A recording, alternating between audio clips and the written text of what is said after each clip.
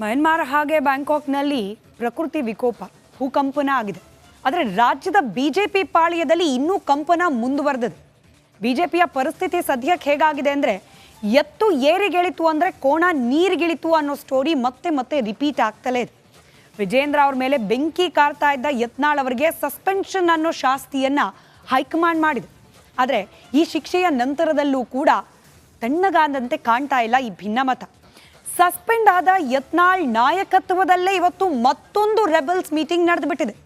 ಇಲ್ಲಿ ಭಿನ್ನ ಬಣ ಕೈಗೊಂಡ ನಿರ್ಣಯ ಯತ್ನಾಳ್ ಅವರ ಸಸ್ಪೆನ್ಷನ್ ಅನ್ನ ಬಿಜೆಪಿ ಹೈಕಮಾಂಡ್ ಶೀಘ್ರವೇ ತೆರವು ಮಾಡಬೇಕು ಅಂತ ಹೇಳಿ ವರಿಷ್ಠ ನಾಯಕರ ಮುಂದೆ ಮನವಿಯನ್ನ ಸಲ್ಲಿಸೋದು, ಅವಕಾಶ ಸಿಕ್ಕರೆ ಒತ್ತಡ ಹೇರೋದು ಅಲ್ಲದೆ ಸದ್ಯಕ್ಕೆ ಆಗ್ತಾ ಇರುವ ಬೆಳವಣಿಗೆಗಳನ್ನು ಗಮನಿಸಿದ್ರೆ ಕಮಲಪಾಳ್ಯದ ಒಳಗಿನ ಫೈಟಿಂಗ್, ಈ ಭಿನ್ನ ಬಣದ ರಾಗ, ವಿಜೇಂದ್ರ ಹಾಗೆ ಯಡಿಯೂರಪ್ಪನವರ ವಿರುದ್ಧದ ವಾದ ಇದು ನಿಲ್ಲೋ ಲಕ್ಷಣ ಅಂತೂ ಕಾಣ್ತಾ ಇಲ್ಲ.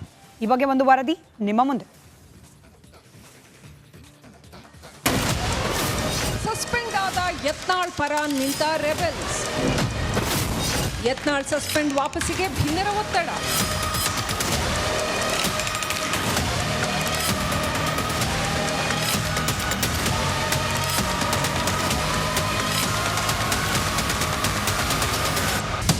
ಬಿಜೆಪಿ ಭಿನ್ನಮತದ ಬೆಂಕಿ, ಯತ್ನಾಳ್ ಸಸ್ಪೆನ್ಷನ್ ಬಳಿಕ ತಣ್ಣಗಾಗಬಹುದು ಅನ್ನೋ ಕಮಲ ಹೈ ನಿರೀಕ್ಷೆ ಈಗ ಠುಸ್. ಯತ್ನಾಳ್ ಸಸ್ಪೆನ್ಷನ್ನಿಂದ ನಡುಗಿ ಭಿನ್ನರೆಲ್ಲ ಕೈಕಟ್ ಬಾಯ್ಮುಚ್ಚ ಆಗ್ತಾರೆ ಅಂತಾನೆ ಭಾವಿಸಿದ್ದ ವಿಜಯೇಂದ್ರ ಟೀಮ್ಗೆ ಕಾದಿದೆ ಶಾಕ್. ಯಾಕಂದ್ರೆ ಯತ್ನಾಳ್ ಸಸ್ಪೆಂಡ್ ಮಾಡಿದ್ದಾಗ್ಯೂ ಅವರ ಪರ ಅಚಲವಾಗಿ ನಿಂತಿದೆ ರೆಬೆಲ್ಸ್ ಟೀಮ್. ಮತ್ತೊಮ್ಮೆ ಬೆಂಗಳೂರಿನಲ್ಲಿ ನಡೆದಿದೆ ರೆಬೆಲ್ಸ್ ಮೀಟಿಂಗ್. ಕಳೆದ 3-4 ತಿಂಗಳಿಂದ ಮೀಟಿಂಗ್ ಮೇಲೆ ಮೀಟಿಂಗ್ ನಡೆಸುವ ಮೂಲಕ ವಿಜೇಂದ್ರಗೆ ಸೆಡ್ಡು ಹೊಡೆದಿದ್ದ ಯತ್ನಾಳ್ ಅಂಡ್ ಟೀಮ್ ವಿಜೇಂದ್ರ ಹಠಾವೋ ಅಭಿಯಾನಕ್ಕೆ ಬಲ ತುಂಬುತ್ತಾ ಸಾಗಿದ ಯತ್ನಾಳ್ ಓಟಕ್ಕೆ ಮೊನ್ನೆ ಬಿದ್ದಿದ್ದು ಬ್ರೇಕ್. ಈಗ್ಲಾದ್ರೂ ಎಲ್ಲ ಸರಿಯಾಗಬಹುದು ಅನ್ನೋ ನಿರೀಕ್ಷೆ ಈಗ ಹುಸಿಯಾಗಿದೆ. ಮತ್ತೊಮ್ಮೆ ಸಭೆ ನಡೆಸಿದ ರೆಬೆಲ್ಸ್ ಟೀಮ್ ಇದೀಗ ಯತ್ನಾಳ್ ಸಸ್ಪೆನ್ಷನ್ ರದ್ದತಿಗಾಗಿ ಹೈ ಲೆವೆಲ್ ಒತ್ತಡ ಹೇರೋಕೆ ಮುಂದಾಗಿದೆ. ಈಗಾಗಲೇ ಭಿನ್ನರ ಮತ್ತೋರ್ವ ನಾಯಕ ರಮೇಶ್ ಜಾರಕಿಹೊಳಿ ತಮಗೆ ಸಂಪರ್ಕವಿರೋ ಹೈಕಮಾಂಡ್ ಲೀಡರ್ಗಳಿಗೆ ರಾಜ್ಯದ ಪರಿಸ್ಥಿತಿಯನ್ನ ವಿವರಿಸಿದ್ದಾರೆ. ಯತ್ನಾಳ್ ಹೇಗೆ ಹಿಂದುತ್ವದ ಶಕ್ತಿಯಾಗಿದ್ರು ಅನ್ನೋ ಬಗ್ಗೆ ವರಿಷ್ಠರ ಮನವೊಲಿಸೋ ಯತ್ನ ಮಾಡಿದ್ದಾರೆ ರಮೇಶ್ ಜಾರಕಿಹೊಳಿ.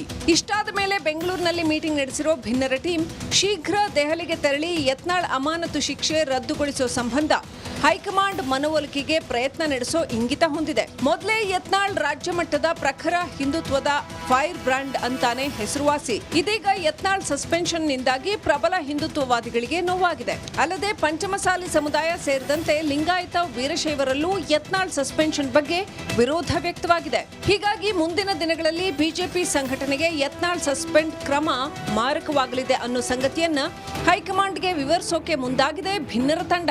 ಇನ್ನು ಇಂದಿನ ಸಭೆಯಲ್ಲಿ ಶೀಘ್ರವೇ ದೆಹಲಿಗೆ ಭಿನ್ನರ ನಿಯೋಗ ತೆರಳೋಕೆ ನಿಶ್ಚಯಿಸಲಾಗಿದೆ. ಅಲ್ಲದೆ ಇಲ್ಲಿ 2028ರಲ್ಲಿ ಬಿಜೆಪಿ ಅಧಿಕಾರಕ್ಕೆ ತರೋ ನಿಟ್ಟಿನಲ್ಲಿ ಯತ್ನಾಳ್ ಅತ್ಯಗತ್ಯ ಅನ್ನೋ ಸಂದೇಶ ರವಾನಿಸೋ ಜೊತೆಗೆ ಯತ್ನಾಳ್ ಅಮಾನತು ಬಳಿಕ ರಾಜ್ಯದಲ್ಲಿ ಕಂಡುಬಂದ ಪ್ರತಿರೋಧ ಪ್ರತಿಭಟನೆಗಳು ಅವರ ವರ್ಚಸ್ಸು ಹೇಗಿದೆ ಅನ್ನೋದಕ್ಕೆ ಸಾಕ್ಷಿ ಅಂತಾನು ಕಮಲ ವರಿಷ್ಠರಿಗೆ ಮನವೊಲಿಸೋಕೆ ಅಣಿಯಾಗಿದೆ ರೆಬೆಲ್ಸ್ ಪಾಳ್ಯ. ಇನ್ನೊಂದೆಡೆ ರಾಜ್ಯದಲ್ಲಿ ಯತ್ನಾಳ್ ಸಸ್ಪೆನ್ಷನ್ ಖಂಡಿಸಿ ರಾಜ್ಯದಲ್ಲಿ ಪ್ರತಿಭಟನೆಗಳು ಇಂದು ಮುಂದುವರೆದಿವೆ. ವಿಜಯೇಂದ್ರ ಯಡಿಯೂರಪ್ಪ ವಿರುದ್ಧ ಕಾರ್ಯಕರ್ತರು ಆಕ್ರೋಶ ಹೊರಹಾಕಿದ್ದಾರೆ. ಒಟ್ಟಾರೆ ಸಸ್ಪೆನ್ಷನ್ಗೊಳಗಾದ ಯತ್ನಾಳ್ ಕೂಡ ಇನ್ನಷ್ಟು ವೈಲೆಂಟ್ ಆಗೋ ಲಕ್ಷಣ ಕಾಣ್ತಿದೆ. ಏನಾದ್ರೂ ಆಗ್ಲಿ ವಿಜಯೇಂದ್ರರನ್ನ ಅಧ್ಯಕ್ಷ ಸ್ಥಾನದಿಂದ ಕೆಳಗಿಳಿಸಲೇಬೇಕು ಅನ್ನೋ ಹೋರಾಟಕ್ಕೆ ತಾರ್ಕಿಕ ಅಂತ್ಯ ಕೊಡಮಾಡೋಕೆ ಯತ್ನ ಕೈಬಿಟ್ಟಿಲ್ಲ ಯತ್ನಾಳ್. ತಮ್ಮನ್ನ ಪಕ್ಷದಿಂದ ಹೊರಹಾಕಿದ್ರು ತಮ್ಮ ಆಪ್ತರ ಮೂಲಕ ವಿಜಯೇಂದ್ರ ವಿರುದ್ಧದ ಹೋರಾಟ ಕಂಟಿನ್ಯೂ ಆಗತ್ತಾ ಕಾದು ನೋಡಬೇಕಾಗಿದೆ. ಸದಾಶಿವನಗರದ ಕುಮಾರ್ ಬಂಗಾರಪ್ಪನವರ ಮನೆಯಲ್ಲಿ ಮೀಟಿಂಗ್ ಮೇಲೆ ಮೀಟಿಂಗ್ ಮಾಡ್ತಾ ಇತ್ತು ಈ ಟೀಮ್. ಯತ್ನಾಳ್ ಅವರೊಬ್ಬರನ್ನ ಸಸ್ಪೆಂಡ್ ಮಾಡಿದ್ರೆ ಅಂದ್ರೆ ಪಕ್ಷದಿಂದ ತೆಗೆದು ಪಕ್ಕಕ್ಕೆ ಇಟ್ಬಿಟ್ರೆ ಬಾಕಿ ಎಲ್ಲರೂ ಸೈಲೆಂಟ್ ಆಗ್ತಾರೆ ಅನ್ನೋ ನಿರೀತಿ ಆಗೇ ಆಗತ್ತೆ ಪಕ್ಷದಲ್ಲಿ ಅನ್ನೋ ವಾರ್ನಿಂಗ್ ಕೂಡ ಈ ರೆಬಲ್ಸ್ ಟೀಮ್ ಬಗ್ಗೋ ಲಕ್ಷಣ ಕಾಣ್ತಾ ಇಲ್ಲ. ಯಾವುದೇ ಎಚ್ಚರಿಕೆಗೂ ಕೂಡ ಈ ಭಿನ್ನರ ತಂಡ ತಲೆಬಾಗುವಂತೆ ಕಾಣ್ತಾ ಇಲ್ಲ. ಯತ್ನಾಳ್ ಸಸ್ಪೆಂಡ್ ಬಳಿಕವೂ ಕೂಡ ಭಿನ್ನರಲ್ಲಿ ಒಗ್ಗಟ್ಟಿನ ಮಂತ್ರ ಪಠಿಸಲಾಗ್ತಾ ಇದೆ. ಸಭೆಯಲ್ಲಿ ಪ್ರಮುಖ ಭಿನ್ನ ನಾಯಕರು ಇವತ್ತು ಹಾಜರಿದ್ರು. ಯತ್ನಾಳ್ ಅವರಿದ್ರು, ಆಬ್ವಿಯಸ್ಲಿ ಚಿಂಚೋಳಿಯಲ್ಲಿದ್ದರು, ದೆಹಲಿಯಲ್ಲಿದ್ದರು. ಆ್ಯಕ್ಚುಲಿ ಈ ಉಚ್ಚಾಟನೆಯ ಆದೇಶ ಹೊರಬಿದ್ದಾಗ ಅಲ್ಲಿಂದ ನೇರವಾಗಿ ಅವ್ರು ಹೋಗಿದ್ದು ಚಿಂಚೋಳಿಯಿಂದ ಹೈದರಾಬಾದಿಂದ ಬೆಂಗಳೂರು, ಬೆಂಗಳೂರಿನ ಏರ್ಪೋರ್ಟ್ನಿಂದ ಸೀದಾ ಹೋಗಿದ್ದೆ GM ಸಿದ್ದೇಶ್ವರ್ ಅವರ ನಿವಾಸಕ್ಕೆ. ಅಲ್ಲೇ ನಡೀತು ಈ ಮೀಟಿಂಗ್ನಲ್ಲಿ ಯತ್ನಾಳ್ ಅವರಿದ್ದರು, ಕುಮಾರ್ ಬಂಗಾರಪ್ಪ ಇದ್ದರು, ಸಿದ್ದೇಶ್ವರ್ ಅವರು ಅವ್ರದೇ ನಿವಾಸದಲ್ಲಿ ಮೀಟಿಂಗ್. ಇನ್ನು ಪ್ರತಾಪ್ ಸಿಂಹ ಕೂಡ ಹಾಜರಿದ್ರು. ಬಿಪಿ ಹರೀಶ್, ಲಿಂಬಾವಳಿ ಭಾಗಿಯಾಗಿದ್ರು. ಯತ್ನಾಳ್ ಉಚ್ಚಾಟನೆ ಆದೇಶವನ್ನ ವಾಪಸ್ ಪಡೀಲಿಕ್ಕೆ ಹೋರಾಟವನ್ನ ಮಾಡಬೇಕು ನಾವು ಅನ್ನೋ ನಿರ್ಧಾರವನ್ನ ಕೈಗೊಂಡ್ರು. ಅತಿ ಶೀಘ್ರದಲ್ಲೇ ಬಹುಶಃ ಈ ತಂಡ ಹೈಕಮಾಂಡ್ ನಾಯಕರನ್ನ ಭೇಟಿಯಾಗುವ ಸಾಧ್ಯತೆ ಇದೆ. ಬಿಜೆಪಿ ನಿಷ್ಠ ನಾಯಕರ ಮೂಲಕ ಅಥವಾ RSSನ ಮೂಲಕ ಹೈಕಮಾಂಡ್ ಮೇಲೆ ಒತ್ತಡ ತರೋ ಪ್ರಯತ್ನವನ್ನ ಮಾಡೋ ಸಾಧ್ಯತೆ ಇದೆ. ಇದರ ಜೊತೆಯಾಗಿ ನಾವು ಗಮನಿಸಿದ್ವಿ, ಪಂಚಮಸಾಲಿ ಶ್ರೀಗಳು ಬಹಿರಂಗವಾಗಿ ಹೇಳಿಕೆ ನೀಡುತ್ತಿದ್ದಾರೆ. ಯತ್ನಾಳ್ ಅವರನ್ನ ಪಕ್ಷದಿಂದ ಕೈ ಬಿಟ್ಟಿದ್ದು ಸರಿಯಲ್ಲ, ನಮ್ಮ ಸಮುದಾಯ ಬಿಜೆಪಿಯಿಂದ ವಿಮುಖವಾಗುತ್ತೆ ಅಂತ ಹೇಳಿ.